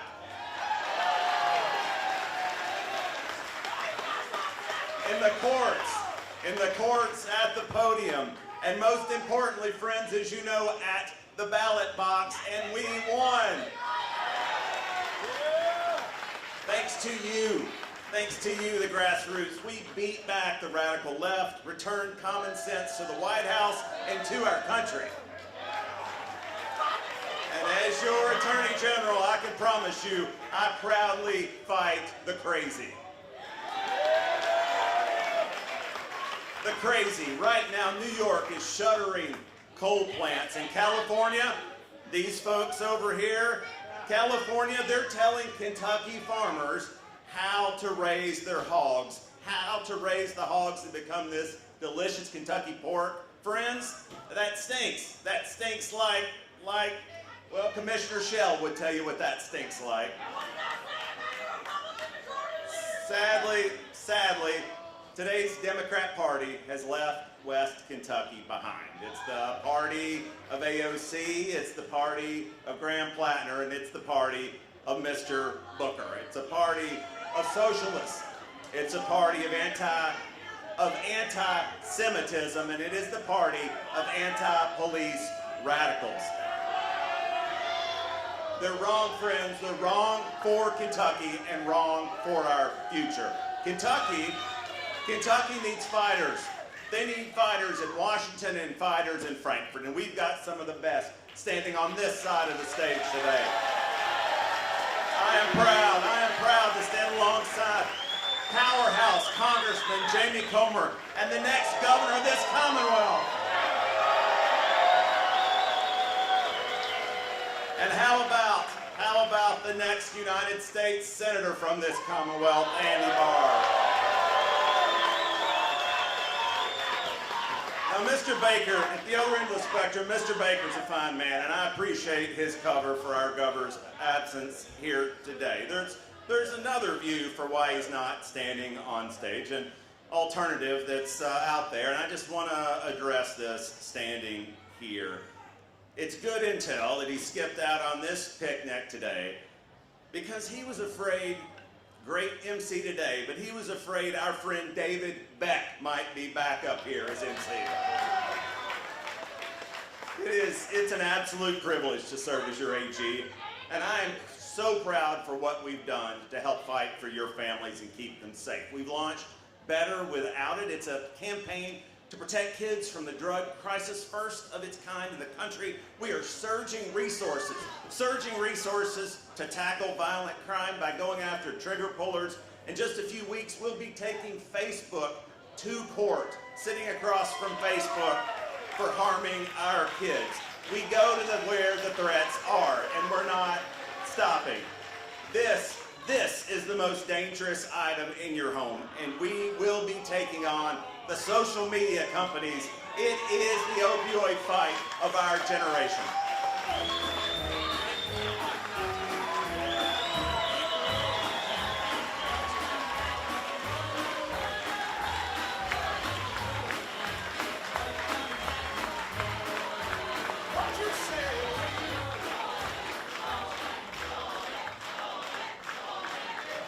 Thank you, Mr. Attorney General. Our next speaker is Kentucky State Treasurer Mark Metcalf. Mark has one of the most important jobs in Frankfort, keeping an eye on the Commonwealth's money. And that's a full-time job now, especially when government is finding some way to find at least $250 million in the budget. Treasurer Mark Metcalf. Thank you for that warm Western Kentucky welcome. Thank you, St. Jerome's, for serving some of the best barbecue in the land and hosting the Great Fancy Farm Picnic. When I ran for treasurer, I promised to put Kentucky families first and manage their money with the same common sense every Kentucky family lives by, and to return every dollar that belongs to them. I've worked every day to keep those promises. At the Treasury, my job isn't finding new ways to spend your money. My job is finding money you already own and getting it back to you. Since taking office, we've returned more than $117 million in unclaimed property. And we've returned it to Kentucky families and businesses. We know that the best check we can write is the one that lands in your own mailbox. We've traveled the Commonwealth, we meet Kentuckians, and we return their money. And we've done more. Through responsible investments, we've helped Kentuckians earn more than $1.7 billion. And it's helping Kentucky reduce its debts, meet its expenses, and save for tomorrow. We know that every debt paid down and every dollar earned is one less dollar needed from taxpayers. We're breaking old records, and we're setting new ones, and we're making changes. When I was a prosecutor, I didn't tolerate people skipping their child support or cheating crime victims, and I don't tolerate it today. When people who have unclaimed property coming to them also owe child support and crime restitution, we're making sure that those obligations are paid first. And we're doing even more. Our Stable Kentucky program allows disabled Kentuckians to create tax-free savings accounts so they can save for their own tomorrows and plan their own futures. We're making them more independent, and we're managing for them $27 million of their own money. There's one more thing we never forget. This isn't government's money, it's your money. Responsible government starts with respect. Respect for the people who work, who earn and save and pay taxes. They deserve a government that works just as hard as they do. And at the Treasury, we aim to deliver. Every candidate here will tell you about the future they want to build, and that's important. At the Treasury, we're focused on the future you want to build. Getting your money back to you is our commitment to that future. Thank you for allowing me to serve as your treasurer. God bless you. God bless Kentucky. And God bless the United States of America. Thank you.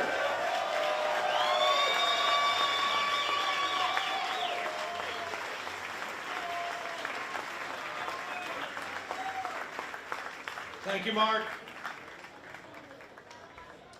We've already heard from the treasurer. Now it's time for the auditor. One who spends the money, the other asks where it went. When Allison Ball says, "I've got findings," half of Frankfort suddenly develops vacation plans. Allison is the only person in Frankfort who can ruin your day with one single spreadsheet. Please welcome Auditor Allison Ball. Oh, it is great to be at Fancy Farm. It is an honor to stand before you. It is an even greater honor to be elected your state auditor, and I can't thank you enough for supporting me through 3 consecutive 20-point statewide victories against everyone the Democrats have thrown at me. You already know that I take rooting out waste, fraud, and abuse very seriously. Out here in the real world, we know that that's not the government's money, it's your money. And the Democrats just don't get that. I'm sure we all remember when Andy Beshear dressed up as Mr. Rogers for Halloween. A lot of folks on my side of the aisle mocked him for doing it, but I actually thought that was a pretty good costume for him. After all, on each Team Kentucky Update and Andy Beshear podcast episode, he introduces the tens of people watching to his neighborhood of make-believe. I mean, seriously, Andy Beshear hosting a podcast about honest conversations is like Charles Booker or Amy McGrath hosting a podcast about winning a statewide election. It just doesn't work. Fortunately, no amount of make-believe will lead our governor to the White House. In a recent poll, AOC led the ballot with our Mr. Rogers, pulling an impressive 1%, setting himself well up for a cabinet appointment in her imaginary administration. It's always good to see Democrats show up for Fancy Farm. Their numbers on stage have increased at least 400% since last year. And as you've already seen, Charles Booker is here today and well on his way to his 3rd consecutive statewide election loss. Here's the lesson. Running as a communist in Kentucky doesn't work. In fact, as history has shown us time and time again, communism never works. Maybe he thinks 3rd time's the charm, but did he forget that he's running against Andy Barr? We'll take our Andy over their Andy every day of the week. Jacqueline Coleman and Rocky Atkins are also here today. And you may not know this, but in their spare time, they both manage a gas station in Frankfort. For the last 6 years, they've dumped gasoline on every single dumpster fire blazing within the Beshear administration. Whether it's over $1 billion of wasted Kentucky taxpayer money, or less than half of all Kentucky students being proficient in any school subject, or ineligible immigrants getting public benefits and driver's licenses, Jacqueline and Rocky have fueled those fires every step of the way. But don't worry, you two. There are other perks for working in the Beshear administration, and I get it. It's hard for some people to turn down $7,000 limo rides in Germany, $300,000 VIP derby events, and a $1,000 dinner in Japan, all on the Kentucky taxpayer dime.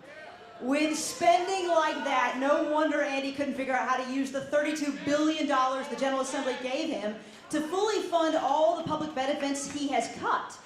Only in Andy Beshear's make-believe world can he convince people that he saved us from a Medicaid crisis of his own making. Oh, and Governor, we all know how much you love your dog.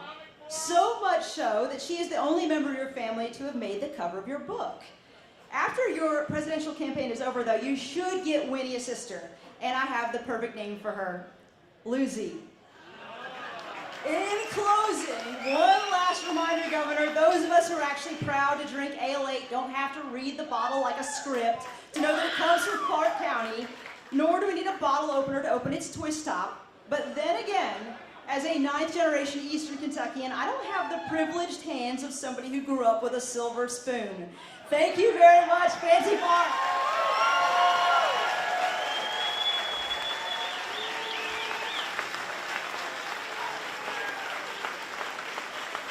Thank you, Allison. And coming up finally, Allison mentioned Eastern Kentucky. Shout out to some of my friends I met from Owsley County today, and some kin that I've still got down in Viper, which for those of you who don't know, it's a bourbon hazard is what it is. Finally, while most politicians spend their time avoiding controversies, Secretary of State Michael Adams makes his living right in the middle of them. It's the easiest job in government. All he has to do is make sure every election is fair and be prepared to blame both the Republicans and the Democrats, usually before the polls are even open.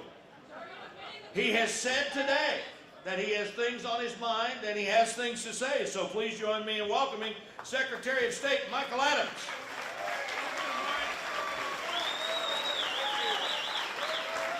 Hello, Fancy Farm. Before I start, we should acknowledge someone who is not here with us today, but would give anything to be here with us today. Can we please have a moment of silence for Amy McGrath? We've got a big election coming up this November. Elections can be complicated, but really, every election comes down to two things: a winner and Charles Booker. Who's excited about Andy Barr? I am too. Andy Barr, or as I call him, the good Andy, is going to be an outstanding senator for Kentucky. Andy Barr is the perfect candidate to win this election. He's a strong conservative who won't back down from our values. But he understands that to win, we also need votes from common sense Democrats, like so many here in Western Kentucky where I grew up. If we only win our base, but we lose most other voters, we lose the election. We learned that lesson all too well in 2019 and in 2023. There's no education in the third kick of a mule, so let's get it right in 2027. The governor's race has already started. I'm going to stay out of the Democrats' primary, but I know one thing. With Rocky Atkins, we'll never have a scandal involving a hairdresser. Folks, we need a Republican governor. We need a proven conservative with a proven record of governing well and winning big. We need a governor who will work with our legislators to solve our biggest challenges. Andy Beshear promised to improve education, but our kids' scores have gone down. Andy Beshear is competing with Gavin Newsom, not just for a presidential nomination, but to see who could close schoolhouse doors the longest. Under Andy Beshear, we now have a housing crisis. Our housing crisis is so bad, even the Kentucky Democratic Party is homeless. Friends, we cannot have a third term of Andy Beshear. And if we have a Governor Coleman or a Governor Atkins, we're likelier to have a President Beshear. If you don't want Andy Beshear in the White House, don't let him install his understudy in the governor's mansion. Republicans, we're going to have the fight of our lives in 2027.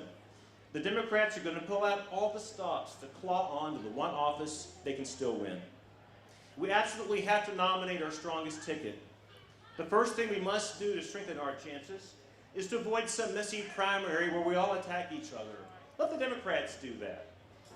I've said Republicans can't take any chances weakening our shot in 2027, and that goes for me too.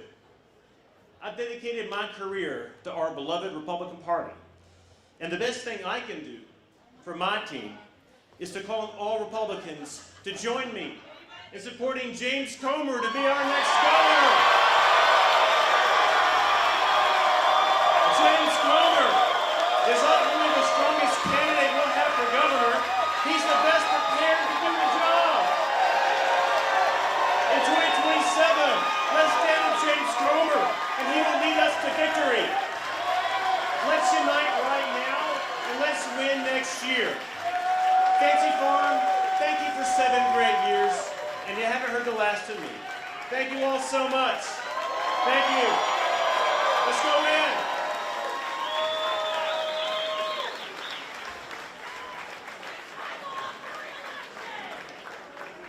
In the TV business, that's what we call a tease, but at least he kept everybody around till the end of the show, right?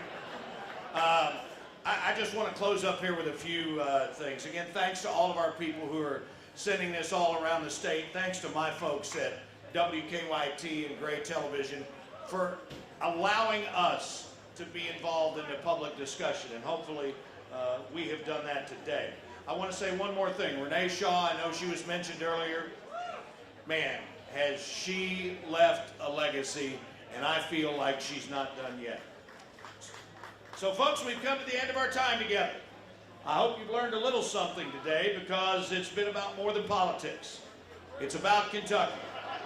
We may cheer for different teams, we may vote for different candidates, and we argue about everything. But at the end of the day, we're all pulling for the same Commonwealth. Tomorrow morning, these candidates will all still be your neighbors. You'll run into them in Frankfort, and you'll run into them at church, at the county fair. And again, a big thank you to St. Jerome Parish. One of the things that makes Kentucky different, we can argue like family, laugh like friends, and still leave here sharing warm wishes and barbecue. And before we step to have Stephen close things out, I'd like again to ask Steve Rudy, the House Floor Leader from McCracken County, to lead us in the singing of God Bless America. All right, ladies and gentlemen, last month we did celebrate 250 years of our nation, and our Creator has clearly blessed us for those 250 years. I know He's going to for another 250. Ask you to join me in singing, all together. God bless America, land that I love. Stand beside her and guide her through the night with a light from above. From the mountains to the prairies to the ocean, white with foam. God bless America, my home, sweet home. God bless America, my home, sweet home. Thank you all.